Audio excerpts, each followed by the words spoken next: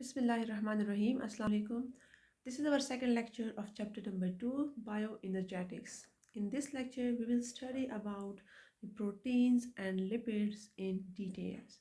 So first, come towards the proteins. What are proteins?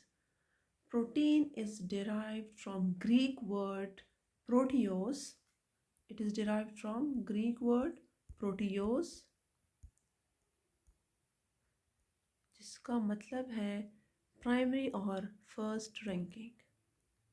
Primary और first ranking.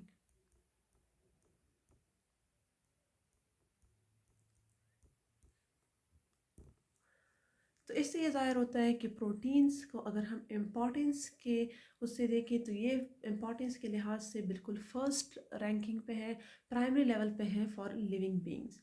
अगर हम organic compounds में देखें तो protein is the most important compound, लेकिन अगर इनऑर्गेनिक में देखें तो फिर वाटर ज़्यादा इंपॉर्टेंट है।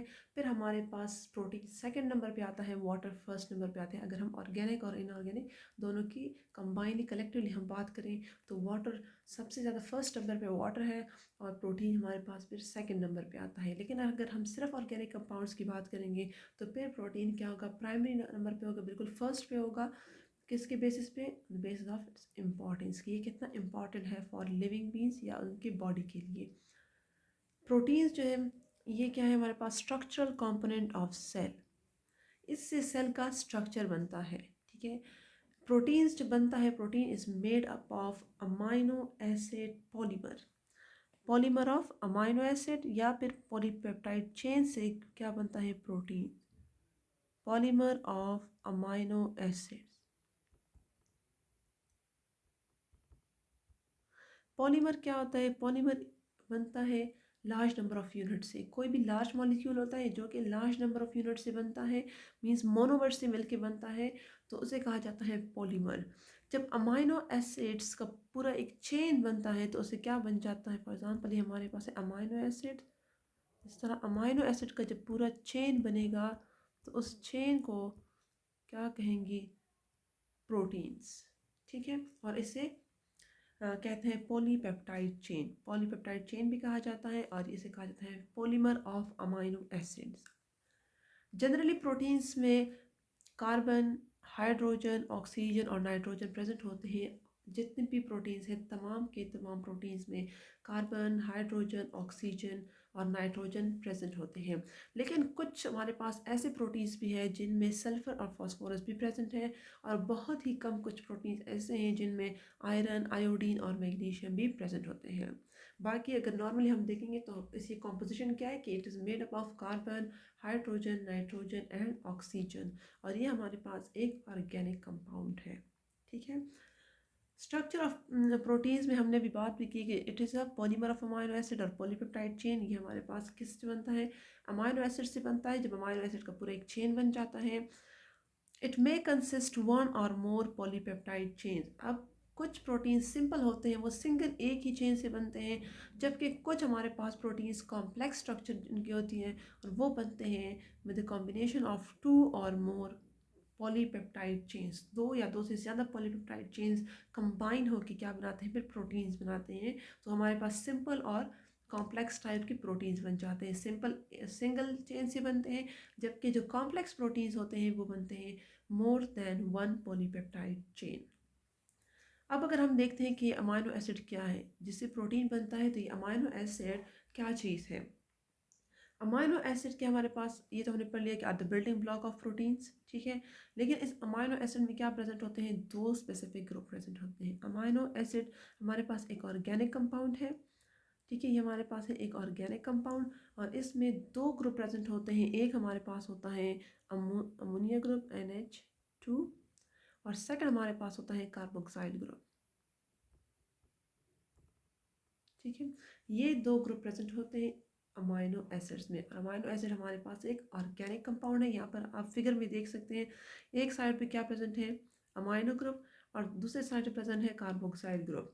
सेकंड में जो हमारे पास सेंटर में जो कार्बन है, इस कार्बन को कहा जाता है अल्फा कार्बन, क्योंकि ये सेंटर में प्रेजेंट होता है और इसके साथ फोर डिफरेंट ग्रुप्स अटैच होते हैं। एक हमारे पास आ गया अमाइनो ग्रुप, सेकंड हमारे पास आ जाएगा कार्बोक्सिलिक ग्रुप, थर्ड साइड पे अटैच है इसके साथ हाइड्रोजन, जबकि जो आर यहाँ पर प्रेजेंट है, आर हमारे पास होता है वेरिएबल ग्रुप, यहाँ पर किसी भी किस्म का दूसरा ग्रुप अटैच हो सकता है और इसी के बेसिस पे अमाइनो एसिड क्या होते हैं, एक दूसरे से डिफरेंट होते हैं।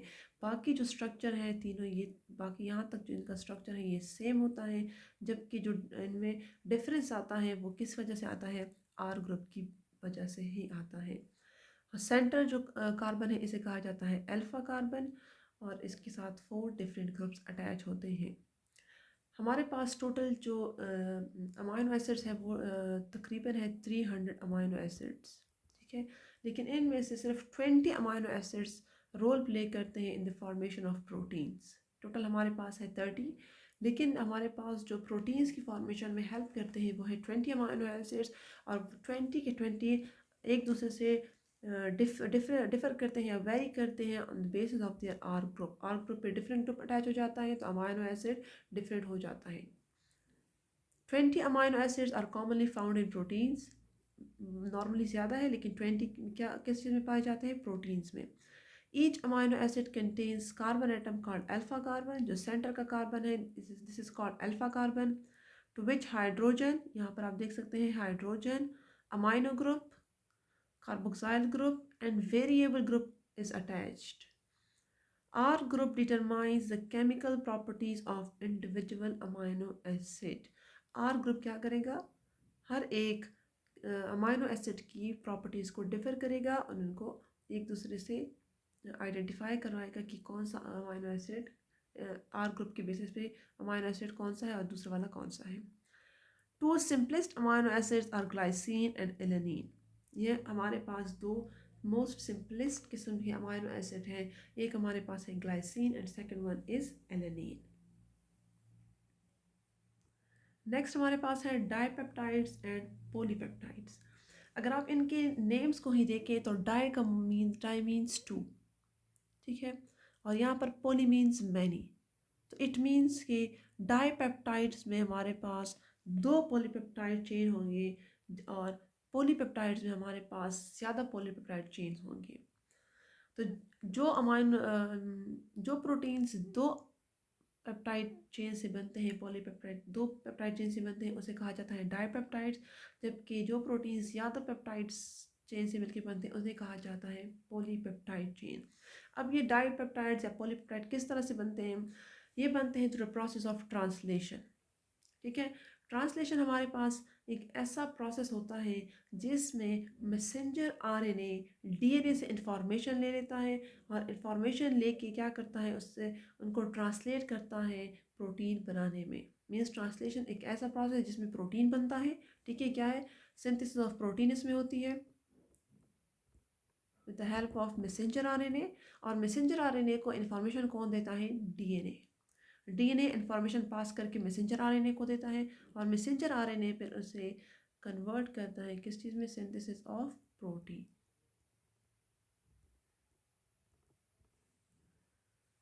Amino acid react with another amino acid through peptide bond. Amino acid दूसरे अमाइनो एसिड के साथ जब बॉन्ड बनाता है तो कौन सा बॉन्ड बनाता है, पेप्टाइड बॉन्ड बनाता है by the process of condensation. तो इसमें क्या होगा, अगेन डिहाइड्रेशन होगी, रिमूवल ऑफ वाटर मॉलिक्यूल होगा, एक अमाइनो एसिड से हाइड्रोक्सिल ग्रुप रिमूव होगा, दूसरे अमाइनो एसिड से हाइड्रोजन ग्रुप रिमूव होगा, तो एंड में हमारे पास आ जाएगा वाटर मॉलिक्यूल रिलीज होगा। जब 2 अमाइनो एसिड आपस में कंबाइन होंगे तो हमारे पास एक वाटर मॉलिक्यूल रिलीज होगा, अगर हम 2 से ज़्यादा होंगे तो वाटर मॉलिक्यूल भी ज़्यादा रिलीज होंगे। Product of 2 amino acid formed is called dipeptide. जब 2 अमाइनो एसिड आपस में कंबाइन होते हैं तो उससे क्या बनता है, डाइपेप्टाइड, और जब ज़्यादा अमाइनो एसिड्स कंबाइन होते हैं तो उससे बनता है पॉलीपेप्टाइड। अब जब डाइपेप्टाइड या पॉलीपेप्टाइड बनता है तो इसके जो हमारे पास डाइपेप्टाइड आता है तो उसके 2 एंड्स होते हैं। एक एंड पे हमारे पास होता है अमाइनो ग्रुप और उसे कहा जाता है एन टर्मिनल, दूसरे ग्रुप पे प्रेजेंट होता है कार्बोक्सिल ग्रुप और उससे कहा जाता है सी टर्मिनल। इस अगर फिगर में आप देखें, इस फिगर में तो हमारे पास ग्लाइसिन और एलेनिन जो कि सिंपल अमाइनो एसिड्स हैं, 2 अमाइनो एसिड्स कंबाइन हुए by the process of condensation और डिहाइड्रेशन, एक वाटर मॉलिक्यूल यहाँ पर रिलीज हुआ है और ये इनके दरमियान क्या बना है, पेप्टाइड बॉन्ड बना है बिटवीन कार्बन एंड नाइट्रोजन। एक एंड आ गया हमारे पास एन टर्मिनल, दूसरा हमारे पास आ गया सी टर्मिनल और कार्बोक्सिलिक एंड। अब अगर इसके साथ एक और अमीनो एसिड अटैच होगा तो वो अटैच होगा थ्रू दी कार्बोक्सिलिक एंड, इस एंड पे अटैच होगा और साथ में एक दूसरा वाटर मॉलिक्यूल रिलीज होगा। One end is called amino और एन टर्मिनल, ये हमारे पास है अमाइनो या N terminal. Another end is carboxylic और C terminal, this is carboxylic end और C terminal. Another amino acid is added at carboxylic and in the same way, means by the process of condensation. Tripeptide is form, ये हमारे पास है dipeptide, इसमें दो amino acids हैं, जबकि जब इसके साथ एक और अमीनो एसिड अटैच होगा तो ये बन जाएगा ट्राइपेप्टाइड। ट्राई मीन्स थ्री, तो थ्री अमीनो एसिड हो जाएंगे। Another water molecule is released, ठीक है, यहाँ पर एक रिलीज हुआ था, जब दूसरा तीसरा अमीनो एसिड अटैच होगा तो एक और वाटर मॉलिक्यूल रिलीज हो जाएगा और इस तरह से पूरा एक लॉन्ग चेन बनता है और उसे कहा जाता है पॉलीपेप्टाइड। और पॉलीपेप्टाइड चेन से फिर क्या बनता है, प्रोटीन। स्ट्रक्चरल कन्फर्मेशन इन प्रोटीन्स। अब जब पॉलीपेप्टाइड चेन बन गया तो ये किस तरह खुद को अरेंज करता है, ये किस तरह ये अमीनो एसिड्स खुद को अरेंज करते हैं, प्रोटीन्स की स्ट्रक्चर कौन कौन से टाइप्स की बनती है, तो उसे कहा जाता है structural conformation.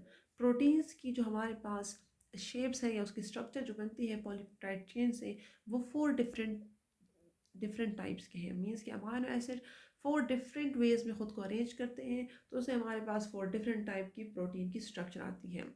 First one is primary.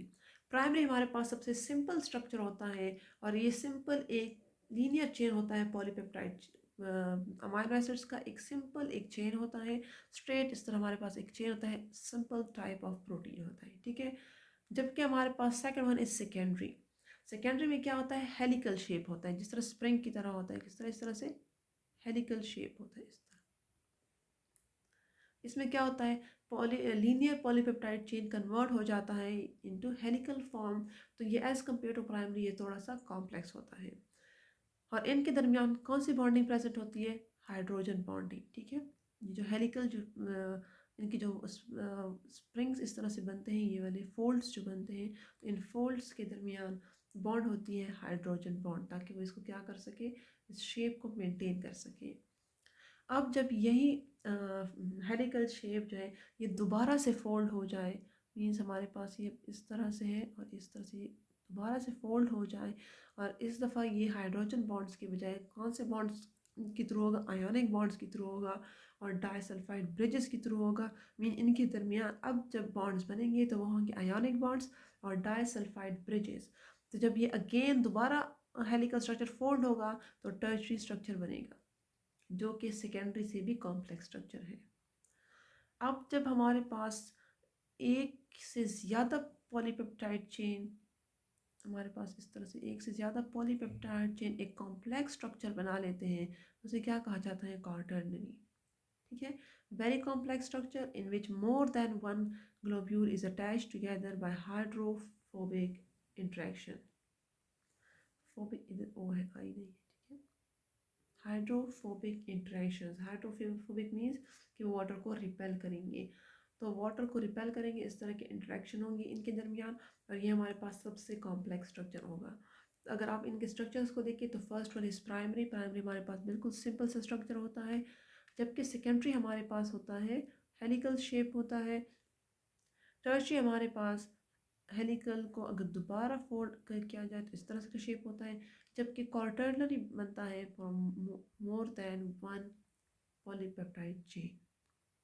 Quaternary में अगर हम एग्जांपल लें तो हमारे पास है एग्जांपल है हीमोग्लोबिन और इंसुलिन। ये दो हमारे पास ऐसे प्रोटीन्स हैं जिनकी स्ट्रक्चर क्या है, हमारे पास क्वार्टरनरी है।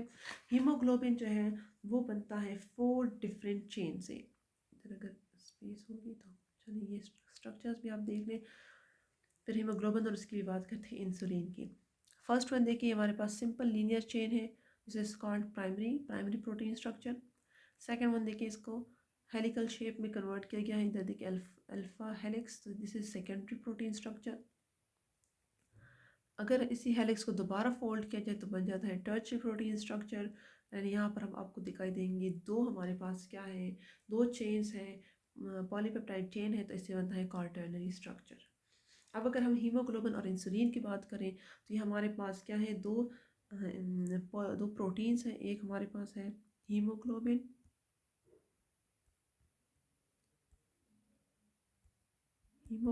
और सेकेंड वन हमारे पास क्या है, इंसुलिन। ये क्या है, क्वार्टरनरी प्रोटीन्स है। हीमोग्लोबिन बनता है 4 डिफरेंट पॉलीपेप्टाइड चेन से, तो ये हमारे पास बहुत ही कॉम्प्लेक्स स्ट्रक्चर होता है। हीमोग्लोबिन क्या है हमारे पास, ये एक ऐसा प्रोटीन है जो कि प्रेजेंट होता है रेड ब्लड सेल्स में, और इसका फंक्शन क्या है कि ये ऑक्सीजन को कैरी करता है। ऑक्सीजन को क्या करता है, कैरी करता है, ऑक्सीजन को ट्रांसपोर्ट करता है थ्रू आउट द बॉडी। अगर इसमें जो 4 चेन्स है इसकी पॉलीपेप्टाइड की, अगर इस 4 पॉलीपेप्टाइड चेन में लेट सपोज हमारे पास प्रेजेंट है 574 अमाइनो एसिड्स। कितने अमाइनो एसिड से ये बना है, 574 अमाइनो एसिड से बना है हीमोग्लोबिन का क्वार्टरनरी स्ट्रक्चर, इसके जो 4 पॉलीपेप्टाइड चेन्स हैं। अगर इन 574 में एक भी अमाइनो एसिड अपने पोजीशन से गलत होकर किसी दूसरे अमाइनो एसिड के पोजीशन पे अटैच हो गया तो हीमोग्लोबिन का पूरा स्ट्रक्चर क्या हो जाएगा, ख़राब हो जाएगा। तो नॉर्मल स्ट्रक्चर से इसका जो स्ट्रक्चर होगा वो कन्वर्ट हो जाएगा into sickle cell structure. Normal से क्या किस शेप में कन्वर्ट हो जाएगा, सिकल सेल स्ट्रक्चर में ये कन्वर्ट हो जाएगा, और ये फिर अपना फंक्शन परफॉर्म नहीं कर सकेगा।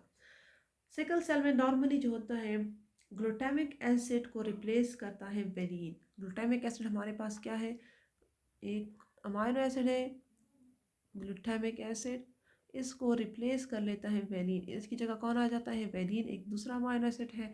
तो ग्लूटामिक एसिड की जगह वेलिन आ गया, तो मीन्स कि एक जो अमाइनो एसिड है वो अपनी जगह से हिल गया, जिसकी वजह से हीमोग्लोबिन का पूरा जो शेप है उसका पूरा स्ट्रक्चर कन्वर्ट हो गया from normal to sickle cell. तो इस कंडीशन में हीमोग्लोबिन अपना फंक्शन परफॉर्म नहीं कर सकता, और फिर क्या हो जाता है, बॉडी में ऑक्सीजन की डेफिशिएंसी हो जाती है, क्योंकि ऑक्सीजन प्रेजेंट तो होता है लेकिन उसकी ट्रांसपोर्ट नहीं होती, तो फिर क्या होती है, प्रॉब्लम आती है बॉडी के अंदर।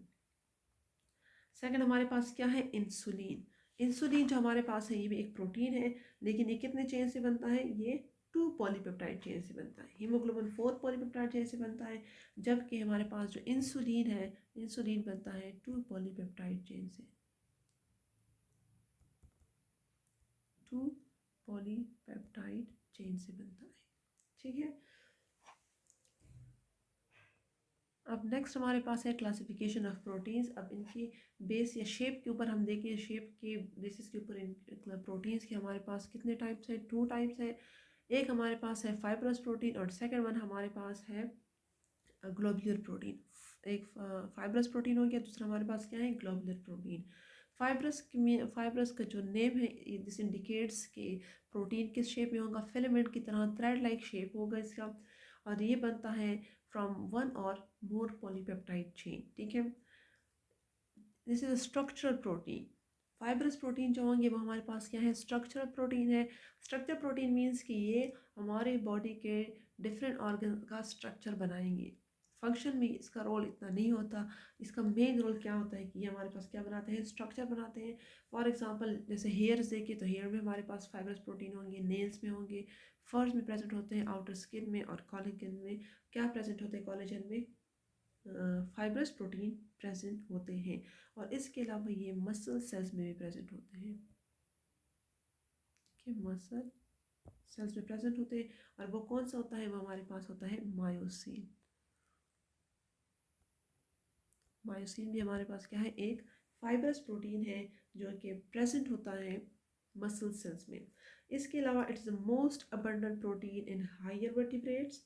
हायर वर्टिब्रेट्स की ये स्किन में, टेंडन्स, बोन्स, हायर वर्टिब्रेट्स की किस चीज़ में प्रेजेंट होता है, स्किन,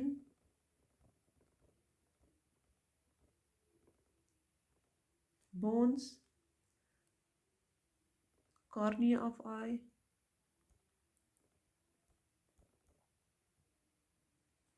और इसके अलावा प्रेजेंट होता है लिगामेंट्स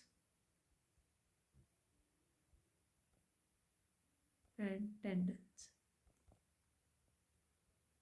ये सारे हमारे पास क्या है, स्ट्रक्चर प्रोटीन है, तो स्किन के भी स्ट्रक्चर में प्रेजेंट होगा, बोन्स के स्ट्रक्चर को बनाने में भी प्रेजेंट होगा, cornea of the I, ligament and tendons, ये किसके, हायर वर्टिब्रेट्स में फाइब्रस प्रोटीन अबंडेंट होता है, मींस ज़्यादा क्वांटिटी में प्रेजेंट होता है, और ये डिफरेंट स्ट्रक्चर्स में रोल प्ले करता है इनकी फॉर्मेशन में।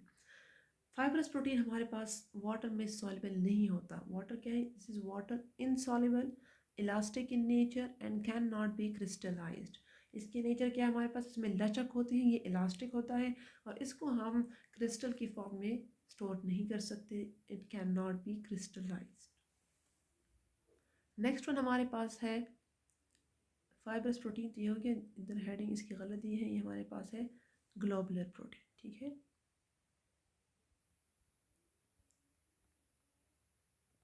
ये हमारे पास क्या है, ग्लोबुलर प्रोटीन। इसके नेम से पता चलता है कि इसकी शेप किस तरह होगी, स्फेरिकल या ग्लोब की तरह होगी, ग्लोबुलर और स्फेरिकल शेप में होता है।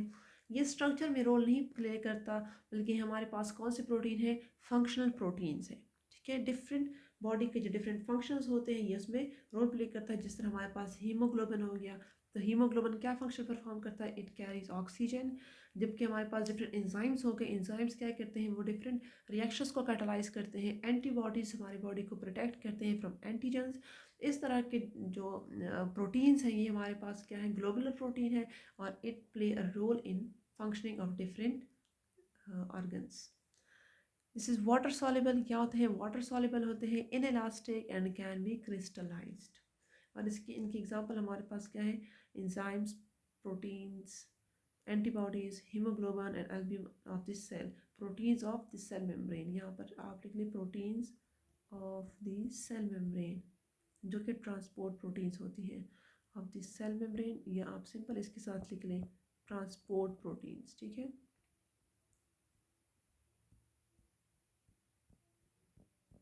ट्रांसपोर्ट प्रोटीन्स या proteins of the cell membrane. तो शेप के बेसिस पे प्रोटीन्स के हमारे पास दो टाइप्स है, fibrous protein and globular protein. और अगर स्ट्रक्चर की बेस पे देंगे तो हमारे पास फोर टाइप्स है, primary, secondary, tertiary and quaternary. ये हमारे पास है functions of protein, different types के प्रोटीन्स हमने पढ़ लिए। अब उन डिफरेंट टाइप्स के प्रोटीन्स के फंक्शन क्या क्या हैं। सबसे पहले हमारे पास आता है कोलेजन। कोलेजन क्या करता है, it establishes the matrix of bones and cartilage. Bones और कार्टिलेज में जो मैट्रिक्स प्रेजेंट होता है उसमें कौन सा प्रोटीन प्रेजेंट होता है, कोलेजन में। नेक्स्ट वन हमारे पास है इलास्टिन। इलास्टिन का नेम किस निकला है, इलास्टिक से, तो मीन्स कि ये हमारे बॉडी को इलास्टिसिटी प्रोवाइड करेगा। कनेक्टिव टिश्यू है such as tendons and ligaments, ठीक है। और ये क्या प्रोवाइड करता है, इट प्रोवाइड सपोर्ट्स इलास्टिसिटी। जब हम जो डिफरेंट जॉइंट्स हैं, इन जॉइंट्स के में अगर इलास्टिसिटी ना होती तो ये क्या ना कर सकते, हम मूवमेंट ना कर सकते। हमारे कनेक्टिव टिश्यू जो है उनको ये सपोर्ट प्रोवाइड करता है because of its elastic nature. Keratin हमारे पास स्ट्रक्चरल प्रोटीन है, तो ये डिफरेंट स्ट्रक्चर्स बनाएगा, लाइक हेयर, नेल्स, फर, इस तरह के डिफरेंट जो स्ट्रक्चर्स है ये कौन बनाएगा, केराटिन बनाएगा। Next one is histone. Histone protein present होता है डीएनए में। ये क्या फंक्शन परफॉर्म करेगा, डीएनए के स्ट्रक्चर को ये मेंटेन रखता है। इसमें जो डिफरेंट फोल्ड्स आते हैं तो उन फोल्ड्स पे के पॉइंट पे ये प्रेजेंट होता है हिस्टोन प्रोटीन, तो it arranges the DNA into chromosome. Next हमारे पास है एंजाइम्स। फर्स्ट जो हमारे पास ये टेबल है, ये हमारे पास क्या है, फाइब्रस प्रोटीन, और सेकंड हमारे पास है ग्लोबुलर प्रोटीन, ठीक है। ग्लोबुलर प्रोटीन में फर्स्ट हमारे पास है एंजाइम्स। एंजाइम्स का फंक्शन हम पहले भी हमने उसका जिक्र किया था कि एंजाइम्स क्या करते हैं, they catalyse different biochemical reactions in living body.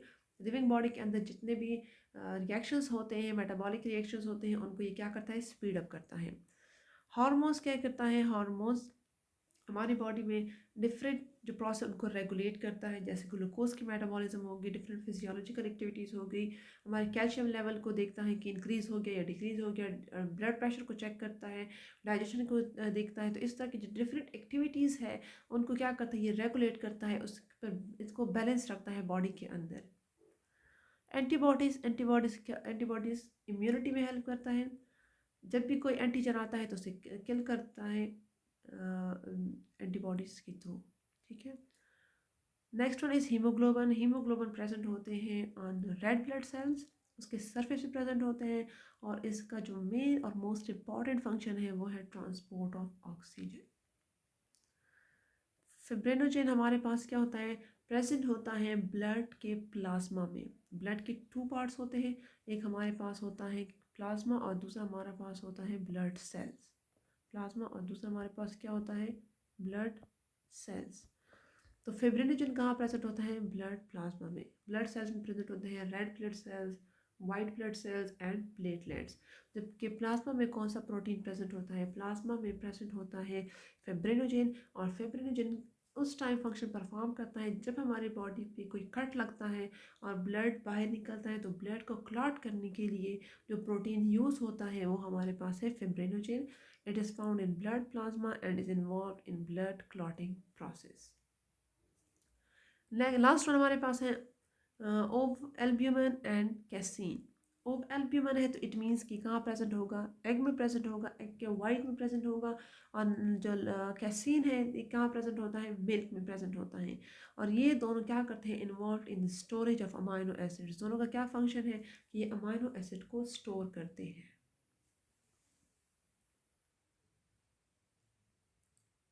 Next हमारे पास है lipids. What are lipids, lipids क्या है, लिपिड्स भी हमारे पास ऑर्गेनिक कंपाउंड्स हैं, लेकिन इसमें हमारे पास variety of groups, different groups present होते हैं, इसलिए इसको क्या कहा जाता है कि ये हेट्रोजीनियस ग्रुप है। बेसिक स्ट्रक्चर इसका भी सेम होगा, लेकिन इसके साथ डिफरेंट जो ग्रुप्स होते हैं वो अटैच होते हैं, जिसकी वजह से ये क्या आ जाते हैं, ये हेट्रोजीनियस ग्रुप बन जाता है। जैसे हमारे पास है acyl glycerol, phospholipid, waxes, terpenoid, steroid, इन सब की नेचर डिफरेंट है, तो इसलिए लिपिड्स को क्या कहा जाता है, heterogeneous group. Lipids normally insoluble होते हैं वाटर में, क्योंकि ऑर्गेनिक कंपाउंड्स हैं और वाटर इनऑर्गेनिक कंपाउंड है। तो इनऑर्गेनिक कंपाउंड में ये डिजॉल्व नहीं होते, ये सिर्फ और सिर्फ डिजॉल्व होते हैं in organic compounds. Organic solvents like alcohol, ether, petrol, acetone etcetera में ये डिजॉल्व होंगे। लिपिड्स जो जनरली बनते हैं कार्बन, हाइड्रोजन और ऑक्सीजन इसमें मस्ट प्रेजेंट होंगे। बाकी जो डिफरेंट ग्रुप्स हैं उनके उनमें डिफरेंट, उनकी कॉम्पोजिशन भी डिफरेंट होगी। अगर हम जनरल बात करें तो जनरली हमारे पास क्या है, फंक्शंस क्या है उसके, लिपिड्स ही ये क्या करता है, एनर्जी स्टोर करता है। इसके अलावा लुब्रिकेशन में हेल्प करता है, मींस जो ऑयलिंग प्रोवाइड करते हैं ड्राइनेस से बचाता है। हार्मोन प्रिकर्सर, हार्मोन्स का जो इनिशिएटर होता है, lipids act as a hormone precursor. Protection and insulation, ठीक है, ये इसके मेन फंक्शंस हैं।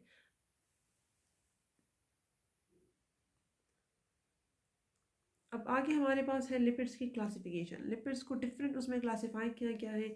उनमें फर्स्ट वन हमारे पास क्या है, एकाइल ग्लाइसरॉल। जितनी भी इसकी क्लासिफिकेशन में एकाइल ग्लाइसरॉल हो गया, फॉस्फोलिपिड्स हो गया, वैक्सेस, स्टेरॉइड्स, टर्पिनॉइड्स, इन सारे का हम शेप देखते हैं, इनका स्ट्रक्चर देखते हैं कि इनमें क्या क्या चेंजेस हैं, ये एक दूसरे से किस तरह डिफर करते हैं। तो फर्स्ट वन हमारे पास है एकाइल ग्लाइसरॉल। एकाइल ग्लाइसरॉल बनता है एक ग्लाइसरॉल से और दो फैटी, सॉरी, हमारे पास 3 फैटी एसिड होते हैं और एक ग्लाइसरोल होता है, तो इसे बन जाता है एकाइल ग्लाइसरोल। ठीक है, esters of glycerol and fatty acid.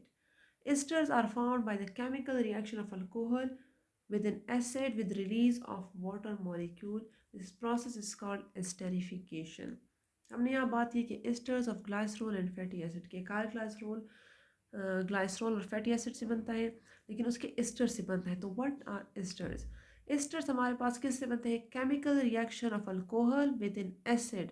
जब एक अल्कोहल किसी एसिड के साथ रिएक्ट करता है by the process of condensation, means कि वाटर मॉलिक्यूल रिलीज होगा। जब कंडेंसेशन हो जाएगी और एक अल्कोहल एक एसिड के साथ रिएक्ट करेगा, तो हमारे पास जो प्रोडक्ट बनेगा तो वो प्रोडक्ट क्या होगा, एस्टर होगा। तो इट मीन्स कि ग्लाइसरोल और फैटी एसिड्स जो होंगे, ग्लाइसरोल और फैटी एसिड्स कंडेंसेशन रिएक्शन करेंगे और उससे जो हमारे पास प्रोडक्ट बनेगा वो होगा एकाइल ग्लाइसरोल। और एक पूरा प्रोसेस क्या कहलाता है, एस्टेरिफिकेशन। इधर देखिए हमारे पास है glycerol is a try hydroxy alcohol. Try means 3, hydroxy means hydroxyl group, और अल्कोहल जो होता है वो अपना अल्कोहल की उस ग्रुप के लिए यूज़ हुआ है। तो ग्लाइसरोल में क्या होंगे, 3 हाइड्रोक्सल ग्रुप्स प्रेजेंट होंगे। ठीक है, it contains 3 carbon atoms, each bear hydroxyl group, हर एक पे हाइड्रोक्सल ग्रुप मौजूद होगा। ग्लाइसरोल में हमारे पास इस तरह से 3 कार्बन होंगे और हर एक कार्बन पे क्या प्रेजेंट होगा, हाइड्रोक्सल ग्रुप प्रेजेंट होगा। ये क्या होगा हमारे पास, ग्लाइसरोल। ठीक है, और fatty acid containing one carboxyl group attached to a hydrocarbon। Fatty acid हमारे पास, इसका शेप किस तरह होता है, इसका जो स्ट्रक्चर होता है उसमें हमारे पास एक कार्बोक्साइल ग्रुप होता है। कार्बोक्साइल ग्रुप हमारे पास होता है C डबल बॉन्ड O, और इसकी एक साइड पे अटैच होता है OH, और साइड पे इसके साथ होगा वेरिएबल चेन। तो ये हमारे पास आ गया फैटी एसिड। ठीक है, फैटी एसिड हो गया, और ये हमारे पास आ जाएगा ग्लाइसरोल। फैटी एसिड और ग्लाइसरोल की जब स्टेरिफिकेशन होती है फैटी, तो उससे बनता है एकाइल ग्लाइसरोल। एकाइल ग्लाइसरोल में बी सैचुरेटेड और अनसैचुरेटेड, बल्कि जो लिपिड्स है ना, अगर हम लिपिड्स की जनरली बात करें तो लिपिड्स हमारे पास क्या है, कुछ लिपिड्स हमारे पास सैचुरेटेड होते हैं और कुछ अनसैचुरेटेड होते हैं। सैचुरेटेड फैटी एसिड हमारे पास वो वाले हैं जिसमें डबल बॉन्ड प्रेजेंट नहीं होता।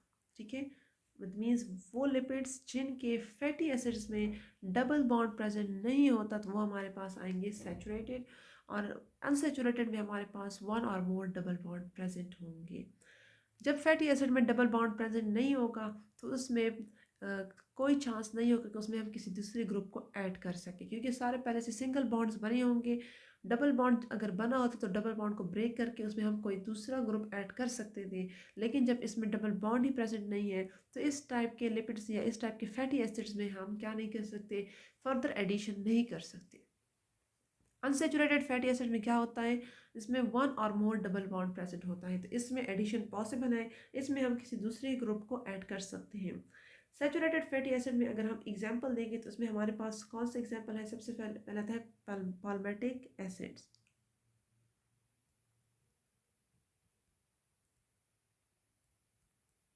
ठीक है, पाल्मेटिक एसिड है। जबकि अगर हम अनसैचुरेटेड की बात करें तो उसमें हमारे पास है ओलिक एसिड।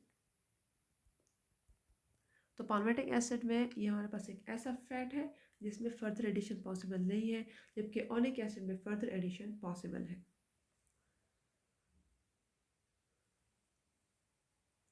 यहाँ पर हमारे पास क्या है, सैचुरेटेड में पाल्मेटिक एसिड आ गया और स्टेरिक, जबकि अनसैचुरेटेड में ओलिक एंड लिनोलिक आ गया।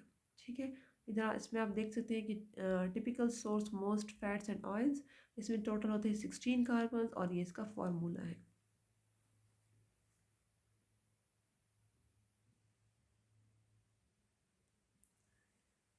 When a glycerol is combined with one fatty acid, monoacyl glycerol is formed। जब ग्लाइसरोल एक फैटी एसिड के साथ कंबाइन करता है तो क्या बनता है, उनसे बनता है हमारे पास मोनोएकाइल ग्लाइसरोल। अब इधर हम ड्रॉ करते हैं कि ये हमारे पास सबसे पहले आ जाएगा 3 कार्बन का ग्लाइसरोल, इसकी एक साइड पे होंगे हाइड्रोक्सल ग्रुप OH। ठीक है, ये हमारे पास क्या है, ग्लाइसरोल का स्ट्रक्चर H2।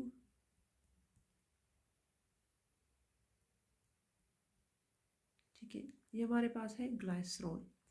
इसके साथ जब एक फैटी एसिड कंबाइन होता है, ये क्या होता है, फैटी एसिड। फैटी एसिड हमने देखा था कि C, इधर डबल बॉन्ड लगा लेते हैं और इधर हमारे पास आ जाएगा इसके साथ हाइड्रोक्सल ग्रुप और एक साइड पे इसका होता है variable group.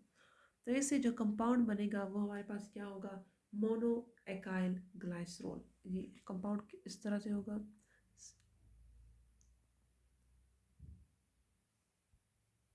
Mono means one, तो इसके साथ क्या है, अगर हम देखें फैटी एसिड के बेसिस पे तो इसके साथ एक ही फैटी एसिड अटैच होगा, इसलिए इसको कहा जाएगा कि मोनोएकाइल ग्लाइसरॉल। इधर हम इसके साथ अटैच कर देते हैं फैटी एसिड, और वो कौन से प्रोसेस के थ्रू अटैच होगा, कंडेंसेशन के प्रोसेस पे या एस्टेरिफिकेशन आप कह सकते हैं। ठीक है, इधर से अगर आप देखें तो इस वाले से हाइड्रोक्सल ग्रुप रिमूव हुआ है और इस एक से हाइड्रोजन रिमूव हुआ है, हमारे साथ इधर आ जाएगा वाटर मॉलिक्यूल रिलीज हो जाएगा। ठीक है, और हमारे पास ये जो स्ट्रक्चर बन गया, ये किसका स्ट्रक्चर है, मोनोएकाइल ग्लाइसरॉल। लेकिन अगर इसी ग्लाइसरॉल के साथ हम यहाँ पर एक और फैटी एसिड अटैच कर लें तो इट बिकम्स डाई एकाइल ग्लाइसरॉल। और अगर इसके साथ हम थर्ड फैटी एसिड अटैच कर लें तो हमारे पास स्ट्रक्चर बन जाता है ट्राई एकाइल ग्लाइसरॉल। और कितने वाटर मॉलिक्यूल रिलीज होंगे? 3 वाटर मॉलिक्यूल। एक फैटी एसिड के अटैच होने से एक वाटर मॉलिक्यूल रिलीज हुआ था। जब 2 फैटी एसिड रिलीज हो बनेंगे, डाइकाइल ग्लाइसरॉल बनेगा, 2 फैटी एसिड अटैच होंगे तो 2 वाटर मॉलिक्यूल्स रिलीज होंगे। जब 3 फैटी एसिड अटैच होंगे तो 3 वाटर मॉलिक्यूल्स रिलीज होंगे और ट्राई एकाइल ग्लाइसरॉल बनेगा। यहाँ पर देखिए इसका शेप है, ग्लाइसरॉल के साथ 3 फैटी एसिड अटैच हुए हैं, 1 2 और 3।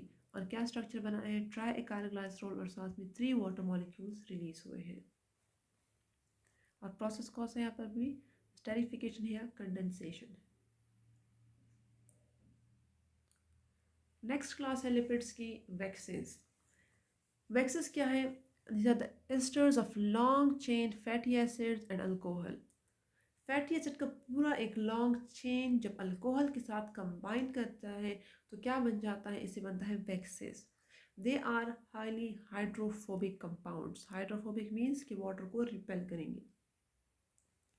Stable and resistant to degradation, ये इजीली ब्रेक डाउन नहीं होते। अगर वैक्सेस को हम किसी वाटर में डाल दें, इसकी कंपाउंड्स की जैसे ऑयल को अगर हम डाल दें तो वो इजीली ब्रेक डाउन नहीं होते, बल्कि ऑयल जो होता है वाटर के ऊपर फ्लोट करता है। एक तो ये हाइड्रोफोबिक है, दूसरा ये एक स्टेबल कंपाउंड है। Form a water proof layer on the surfaces of plants. Plants के लिए क्या करता है? इंसुलेशन का काम करता है। प्लांट्स के ऊपर ये एक वाटर प्रूफ लेयर बना लेता है जिसकी वजह से वाटर मॉलिक्यूल्स जो प्लांट में होता है वो बाहर की तरफ नहीं निकल सकता और प्लांट्स क्या होते हैं, अंदर उनकी बॉडी प्रोटेक्ट हो जाती है फ्रॉम विल्टिंग और ड्राइंग। हमारे पास 2 टाइप्स के वैक्सेस हैं। First one is natural wax and second is synthetic wax. Natural wax simple lipid से बनता है, जबकि सिंथेटिक वैक्स जो है are derived from petroleum polyethylene. For example paraffin wax used for candles. Candles के लिए जो हम वैक्स यूज़ करते हैं वो नेचुरली प्रेजेंट नहीं होता, बल्कि उसको सिंथेटिकली ये फैक्ट्री में मैन्युफैक्चर किया जाता है फ्रॉम पेट्रोलियम और पॉलीइथाइलीन से, और उसे क्या कहते हैं? Synthetic wax. जबकि नेचुरल वैक्स हमारे पास सिंपल लिपिड से बनते हैं। नेक्स्ट वन हमारे पास है phospholipids. Phospholipids are derived from phosphatidic acid. Phosphatidic क्या एसिड का क्या मतलब है? जब ग्लाइसरॉल और फैटी एसिड तो हमने पढ़ लिया था कि फैसियट ग्लाइसरॉल और फैटी एसिड्स जो होते हैं उनसे क्या बनते हैं? डिफरेंट क्लासेस बनते हैं लिपिड्स की। लेकिन जब ग्लाइसरॉल और फैटी एसिड के साथ फॉस्फोरिक एसिड भी अटैच हो जाता है तो फिर उसे क्या कहा जाता है? फॉस्फोडाइएटिक एसिड। और उससे फिर क्या बनता है? Phospholipids composed of 1 glycerol, 2 fatty acid and 1 phosphoric acid. अगर आप ट्राइग्लाइसराइड को रिकॉल करें तो ट्राइग्लाइसराइड में हमारे पास 1 ग्लाइसरॉल था और 3 फैटी एसिड्स थे। अगर ट्राइग्लाइसराइड का हम एक फैटी एसिड रिमूव करके इसको 2 फैटी एसिड रहने दें और साथ में एक फॉस्फोरिक एसिड अटैच कर लें तो क्या बन जाएगा? उसे बन जाएगा phospholipid, usually linked to some nitrogen group. Triglyceride is converted into phospholipid by replacing phosphate group by 1 fatty acid। Phospholipid अगर आप उसकी स्ट्रक्चर को देखें तो उसमें हमारे पास क्या है? इसके 2 पार्ट्स होते हैं। इधर इसका आपको स्ट्रक्चर दिखाई देगा तो इसके 2 पार्ट्स है। ऊपर का जो पार्ट है इसे का क्या कहा जाता है? ये इसका हेड है, जबकि नीचे इसके जो 2 टेल हैं, 2 चेन जो इससे नीचे अराइज हुए हैं, ये हमारे पास क्या है? टेल्स हैं। यहाँ पर आप देखिए 2 पार्ट्स हैं। फॉस्फेट हेड जिसपे फॉस्फेट अटैच होता है और क्या है? 2 हाइड्रोकार्बन टेल्स। 2 क्या है हमारे पास? हाइड्रोकार्बन टेल्स हैं। ये 2 हमारे पास फैटी एसिड है। फैटी एसिड के साथ एक ग्लाइसरॉल अटैच है और साथ में एक फॉस्फेट अटैच है और एक अटैच है नाइट्रोजन कंटेनिंग ग्रुप कोलीन। ठीक है। जो हेड होता है इसका ये क्या है? पोलर नेचर में होता है और हाइड्रोफिलिक होता है, वाटर को ये अट्रैक्ट करता है अपनी तरफ, जबकि टेल इसके ऑपोजिट होता है, नॉन पोलर होता है और हाइड्रोफोबिक होते हैं। दोनों जिसके टेल्स हैं जो दोनों फैटी एसिड्स हैं। Steroids are lipids that do not contain fats. अगर आप देखें तो इसमें हर जो डिफरेंट क्लासेस हैं लिपिड्स के तो उसमें उनके स्ट्रक्चर में स्लाइटली चेंजेस आती हैं। जो हमने भी पढ़ा है फॉस्फोलिपिड, उसमें फॉस्फेट ग्रुप ऐड हो गया। स्टीरॉयड्स में फैटी एसिड इससे निकल गया, that do not contain fatty acid. ये ऐसा हमारे पास ग्रुप है जिसमें फैटी एसिड नहीं होता। जिसका नेक्स्ट क्लास है टर्पिनॉइड्स, उसमें हमारे पास एक दूसरा यूनिट अटैच हो जाता है आइसोप्रेनॉइड्स, उससे बनता है। तो इसी वजह से लिपिड्स को क्या कहा गया है, हेट्रोजीनियस ग्रुप। स्टेरॉइड्स में फैटी एसिड नहीं होता, ये सिंपल 17 कार्बन एटम्स का एक रिंग शेप स्ट्रक्चर होता है। लीनियर भी होता है, लेकिन अगर उसको हम रिंग में अरेंज करेंगे तो हमारे पास क्या होंगे, 4 रिंग्स होंगे और उनमें कितने कार्बन होंगे, 17 कार्बन एटम। कोलेस्ट्रॉल क्या है, इसका is the most common example. Cholesterol से डिफरेंट स्टीरॉयड हार्मोन्स बनते हैं, जैसे एल्डोस्टेरॉन और बाकी भी डिफरेंट हमारे पास जो हार्मोन्स हैं वो किससे बनते हैं, वो स्टीरॉयड नेचर के होते हैं और वो बनते हैं कोलेस्ट्रॉल से। तो यहाँ पर आप 4 चेन देख सकते हैं, A B C और D। ये हमारे पास 4 चेन्स हैं जो कि आपस में अटैच हुए, 4 रिंग्स हैं जो आपस में अटैच हुए हैं। और इसमें कितने कार्बन है, कार्बन 1 से लेकर कार्बन नंबर 17 तक इसमें 17 कार्बन प्रेजेंट है। ठीक है। अब कोलेस्ट्रॉल हमारे पास क्या है, कोलेस्ट्रॉल हमारे पास बहुत ही इंपॉर्टेंट या इसेंशियल कंपोनेंट है इन एनिमल सेल मेम्ब्रेन। ठीक है। एनिमल सेल मेम्ब्रेन में कोलेस्ट्रॉल बहुत ही इंपॉर्टेंट स्ट्रक्चर है, ये इंपॉर्टेंट इसका कंपोनेंट है। कोलेस्ट्रॉल क्या करता है, हमने पढ़ लिया कि it act as a precursor for all steroid hormones such as aldosterone, sex hormones and vitamin D.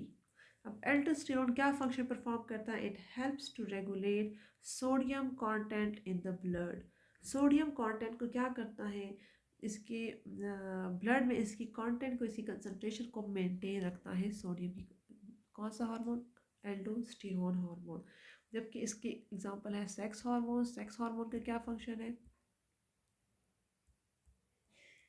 Sex hormone help to maintain male and female के जो हमारे पास डिफरेंट कैरेक्टरिस्टिक्स होते हैं मेल फीमेल के, उनको क्या करता है, ये मेंटेन करता है। ठीक है। और साथ में विटामिन डी है, तो विटामिन डी क्या फंक्शन परफॉर्म करती है, बोन्स के लिए बहुत इंपॉर्टेंट होती है विटामिन डी, ताकि बोन्स क्या हो, हमारे पास स्ट्रॉन्ग हो, उसमें विटामिन डी का इम्पॉर्टेंट रोल होता है। लास्ट वन हमारे पास है टर्पिनॉइड्स। टर्पिनॉइड भी स्टेरॉइड की तरह होते हैं, उनमें फैटी एसिड्स प्रेजेंट नहीं होते। ये स्पेशल टाइप ऑफ यूनिट से बनते हैं, उसे क्या कहा जाता है, आइसोपेरीन यूनिट, जो कि आपको दिखाई दे रहा है। ये क्या है, हमारे पास पोलर सब्सटेंसेस है, तो ये लिपिड में सॉल्युबल होते हैं जबकि वाटर में इनसॉल्युबल होते हैं। 2 isoprene units form monoterpene, for example menthol. 4 isoprene units form diterpene. ठीक है। जब 2 आइसोपेरीन यूनिट्स कंबाइन होते हैं तो क्या बनता है हमारे पास, उससे बनता है मोनोटर्पीन, मीन्स एक टर्पीन बनता है। जब 4 हमारे पास क्या कंबाइन होते हैं, आइसोपेरीन यूनिट्स, तो हमारे पास बनते हैं कि 2 टर्पीन बनते हैं। तो इसका मतलब है कि एक टर्पीन के लिए 2 आइसोपेरीन यूनिट की ज़रूरत होती है। तो डाइटर्पीन में एग्जांपल है विटामिन ए। जब 6 कंबाइन होते हैं आइसोपेरीन यूनिट्स तो हमारे पास बनते हैं 3 टर्पीन। इसी एग्जांपल क्या क्या हमारे पास एम्ब्रेन। जबकि नेचुरल रबर हमारे पास क्या है, पॉलीटर्पीन। इसमें हमारे पास large number of isoprene units combine हो जाते हैं, तो उससे क्या बन जाता है, लार्ज नंबर ऑफ टर्पीन्स बनते हैं। और इसकी एग्जांपल है हमारे पास नेचुरल रबर। अगर हम इससे टॉपिक से रिलेटेड कुछ इंपॉर्टेंट एमसीक्यूज देख लेते हैं। All cell membrane are composed of, जितने भी सेल मेम्ब्रेन है ये किससे बने होते हैं, they are composed of lipoproteins. किससे बनते हैं, लिपोप्रोटीन से। All are proteins in nature except, इसमें जितने भी आपको गिवन है ये सारे प्रोटीन नेचर के, लेकिन एक जो है वो एक प्रोटीन नेचर का नहीं है। तो ये आप बहुत ही सिंपल है, स्टीरॉइड्स हमारे पास क्या है, लिपिड नेचर के हैं, तो steroids are not protein in nature. A coiled hemoglobin is called myoglobin. जब हीमोग्लोबिन को फर्दर कॉइल किया जाता है, हीमोग्लोबिन को हमने पढ़ा है कि कितने चेन से बनता है, 4 पॉलीपेप्टाइड चेन से बनता है। जब इसी को कॉइल कर लेते हैं तो इसे क्या बनता है, मायोग्लोबिन स्ट्रक्चर को कहा जाता है। Keratinized epithelium is found in, keratinized epithelium कहाँ प्रेजेंट होता है। अब ये आपने सर्च करना है कि केराटीन जो, ये एक एमसीक्यूज आपने खुद करना है कि केराटीन जो है ये कौन से ऑर्गन में प्रेजेंट होता है, हेयर में प्रेजेंट होता है या स्किन में प्रेजेंट होता है। इन 2 ऑप्शन में आप अपने खुद ही सर्च करना है कि कौन से कौन सा ऑप्शन करेक्ट है।